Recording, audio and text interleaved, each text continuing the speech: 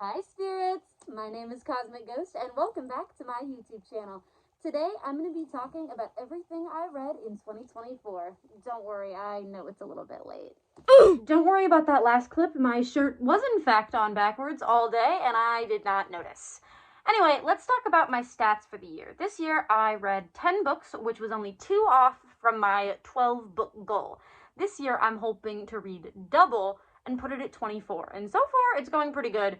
January wrapped, coming soon by the end of January, I guess. But let's first go over the books I read this year in chronological order. Now, some of you may be thinking, Ghost, you can only read 10 books a year. Some of my favorite book talkers read 130 books a year. Well, listen, I'm not your favorite book talker. I'm way better. Also, I'm a full-time high schooler who's applying to college, so it's not easy, all right? You also might be thinking, why isn't your mic glowing? It's because I'm not using it. And two, you might be thinking, why are you in pajamas? It's because I got tired after filming the first part, and now it's been like 3 days, and it's like 1:40 on a Saturday. Don't ask why I look like I just got up. It's none of your business. This doesn't matter, okay? Let's get to the books. So, first of all, if you want to understand the reading year I had in 2024, you have to understand the weird reading year I had in 2023. Meaning in 2023, that was when I was just getting back into reading, meaning I read like 2 books, and those 2 books were I'm Glad My Mom Died and The Fourth Wing. So, things were going weird. But the first book that I officially read in 2024 was actually online, which most of my books I do read online due to having a visual disability. First book I read was Vicious by V.E. Schwab. I do not have a physical copy, so I instead have this low-resolution photo of the cover. I remember reading this, and I loved it. I don't know, looking back on it now, I still really enjoy it, but I gave that thing like a 5 stars. And I think it was like a solid 4. I think it was very good. I think this book was very well done. But I think because I had such a weird reading year and it was my first time getting back into reading, that I rated this a little too highly. But I completely and utterly do recommend this book. It's really good. It's basically about these 2 boys who are college students. They end up giving themselves superpowers, and it's about that experience and then also the future where they're like against each other and seeing like how did their relationship break apart. I think it's pretty interesting. I tried to read the second book. I got like 20% of the way through, and then I stopped because I'm horrible at commitment. But I would really enjoy in 2025 to revisit the series and get back into that second book because from what I've read, I really enjoy the story. I think it's really well written. I really like the characters. They're super fun and interesting. I love moral gray stuff, so if any of that sounds interesting, I recommend that to you. Alright, so moving on to the second book I read this year, that would be Hani and Aishu's Guide to Fake Dating. I am so sorry. I did not care for this book. Let me explain myself. So I am primarily a fantasy and sci-fi girly. Like, I love that stuff. So this was my first, and honestly only that I can remember, just pure, utter romance book with no fantastical twist. And I think it was fun for what it was. I completely understood it. I think they were both really cute. There was like the enemies to lovers, but it just did not work well for me, which I think is interesting because I remember really enjoying Solitaire when I read it.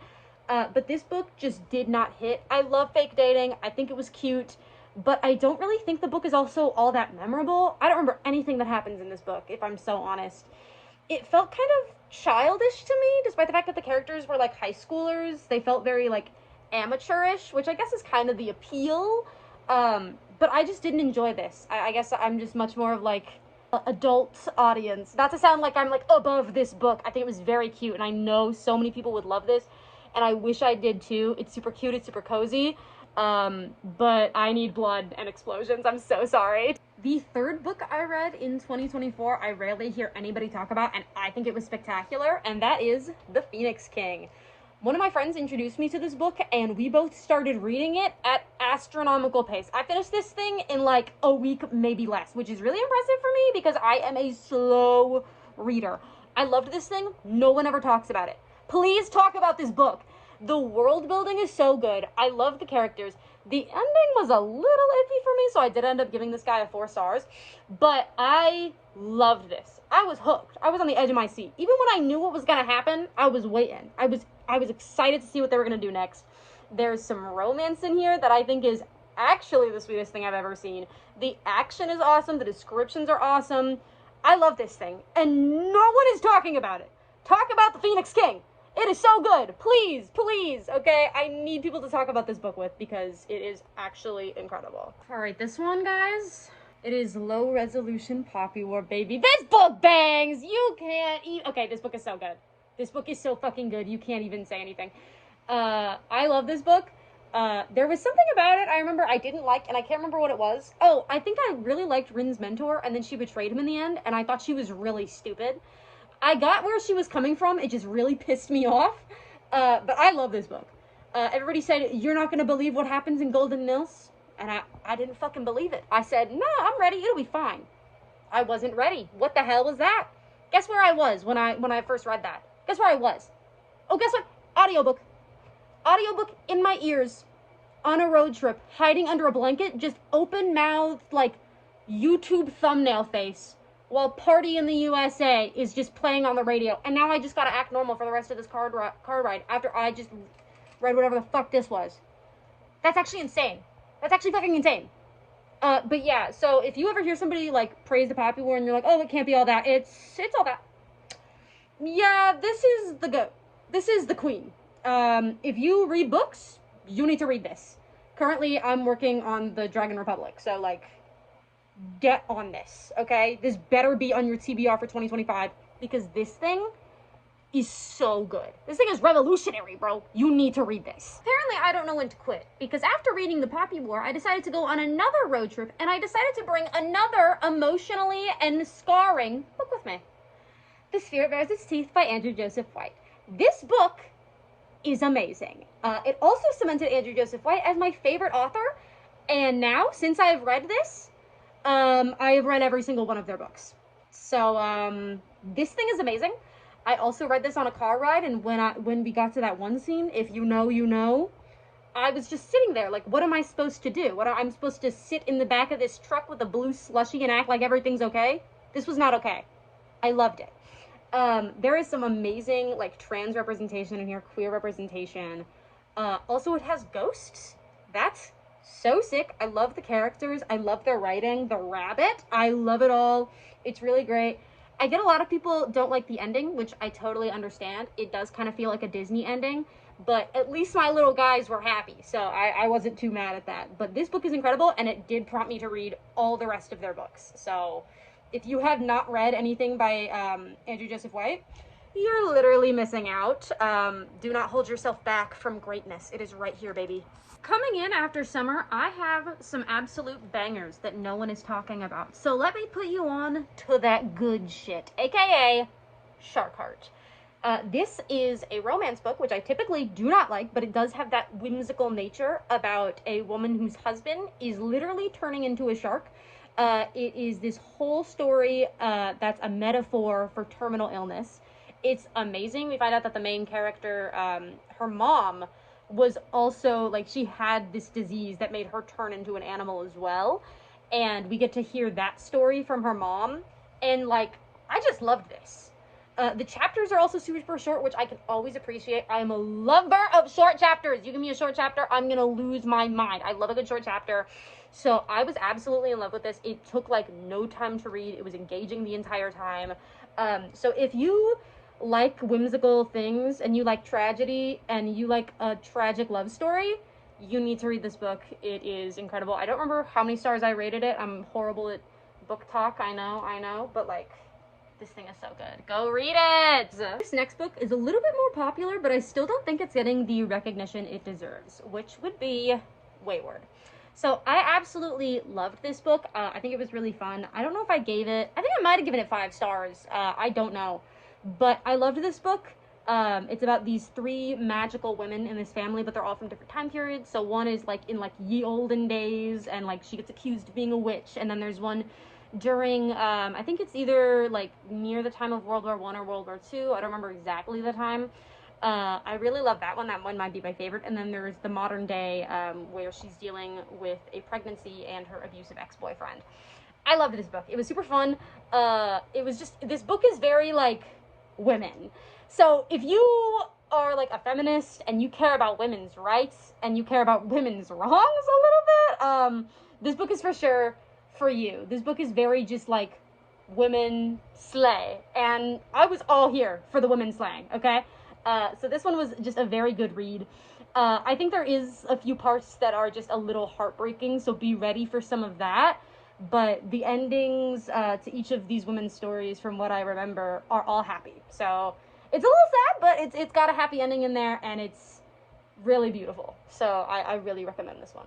This next one is no surprise because Andrew Joseph White could not keep me away for long. It's Hell Followed With Us. So I actually think I enjoyed this one more than The Spirit Bears Its Teeth. I absolutely love The Spirit Bears Its Teeth, do not get me wrong. And this was actually Andrew's first book, where Spirit Bears Its Teeth was his second. I enjoy this one more. I think that the writing in Spirit Bears Its Teeth is a bit better, and like you can see how he's improved, but I really enjoyed the story of this book. So this book is about a boy named Benji who is trans, who basically finds out that he's becoming the Antichrist in this really like evangelical world after an apocalypse has taken place that's given like sci-fi monsters to roam the street. Think Fallout. It's kind of like that, kind of. But I loved this book. I think it was really fun. The action at the end I think was amazing. I loved the characters and their dynamics. This thing was so fun. I don't know what it was. The body horror in this is really good. So I love this book. There's a lot of gore, there's a lot of crazy stuff going on, so check your trigger warning. Same with Spirit Bears Its Teeth, but this book might have been one of my favorites of the entire year. This next book I am incredibly excited to share because it is the only book I read last year that I have a physical copy of, and that would be Blood Over Brighthaven. If you have not seen this book, it is incredible. Also, look at these cute little red sprayed edges. I got this book for Christmas. I absolutely love it. Let me talk about this book because I have a lot to say on this one. So this book is kind of like this fantasy world with like a lot of depth, and it goes into a lot of really heavy topics. Also kind of a sad ending, so be warned. But honestly, the beginning of this book, I was not feeling it. Our main character, I don't know what her name is. I'm not good at fantasy names. I always called her Skonia. It's for sure not Skonia. I don't think she's a pastry, but I called her Skonia. And then there's the male main character, who is Thormil, who just kind of reminded me of Thorfinn from Vinland Saga. Not in personality, but just like in name. I was like, is this like a Vinland Saga character? But anyway, with this book, Skonia, or whatever the heck her name is, really bothered me in the beginning because it's easy as an outsider to be like, she's being problematic and she's doing bad stuff and she doesn't realize it. And it's not her fault, it's the system she's in. But when I have to read like pages and pages, oh, hello, she wanted to join the conversation. Pages and pages of Skonia, like, being super dismissive of Thormil and his religion and of his beliefs, and like not wanting to admit that maybe the society she's in is like kind of bad, it got kind of old kind of quick. But the second she figured it out and the twist of the book gets revealed, I was having way more fun. I really enjoyed this. This book felt a little complicated. I'm not the brightest, but there was like a lot of complicated magic systems, but I think they're super interesting. It takes a minute to understand what they mean, but like you can get the gist of them pretty okay. But I loved this thing. This book was really great. I loved the ending. Honestly, this was one of the first books I've read where I finished it and I was like, what do I do now? Like, I read it and I was like, there's a hole in my chest now. What do I do now that this thing is over? Like, I'd been reading it for so long because it's kind of hefty. And I was like, what do I do now that I'm done with this? But Blood Over Brighthaven, people, read it. It's really, really good. All right, and now we are finally here at the last book I read in 2024, and also the first novella I have ever read, Ring Shout. I don't know where I heard about this book. I think I was looking for short books to reach my reading goal. Hint, hint, I did not. But I found this one, and I was like, this seems super interesting. So I immediately read it. This book is so good. I originally was like, novellas, that sounds weird. Like, they're too short. They can't have a good enough story to keep me engaged. I loved every second of this, and I was so sad when it was over because it's amazing. Obviously, there's going to be some trigger warnings for violence and racism in this novel, but, like, the fantasy elements and the monsters of this book are awesome. It's so fun. I don't want to spoil anything. You can already kind of get from the cover that there's something to do with the KKK, which there is. So as I'm saying, be wary if, you know, that kind of thing upsets you, because, of course, you know. But if you're interested, just go read this. I'm not going to say anything else. Just go read it. Just go have fun. It's so good. It's so rewarding. It's so interesting. I love this book. Go read it now. I forgot to record an outro, but thank you for watching. Like and subscribe, comment, all the other things. Just wait a little bit, and my January-February Wrapped will be out soon. I hope you guys enjoyed. I also wanted to mention, please check all your trigger warnings for all of those books. A lot of them contain violence and death. Some of them contain racism, and some of them contain sexual assault. So please be wary. Okay, thank you for watching. Love you. Bye.